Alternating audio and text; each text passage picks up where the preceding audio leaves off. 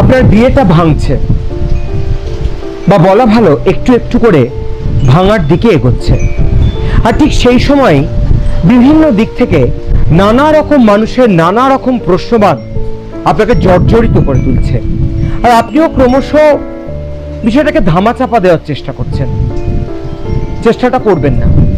যেটা সত্যি সেটা পরিষ্কার করে একবার বলে দিন, দেখবেন এই প্রশ্ন আসাটা অনেকটা কমে যাবে।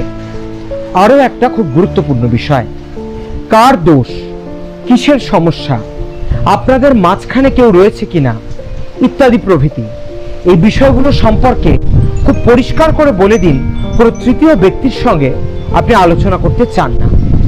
তাহলে দেখবেন অটোমেটিক্যালি আপনার কাছে একটু একটু করে এই প্রশ্নগুলো আসা কমে যাবে এবং আপনি আপনার জীবনের মূল কাজগুলোতে ফোকাস করতে পারবেন। তাই যা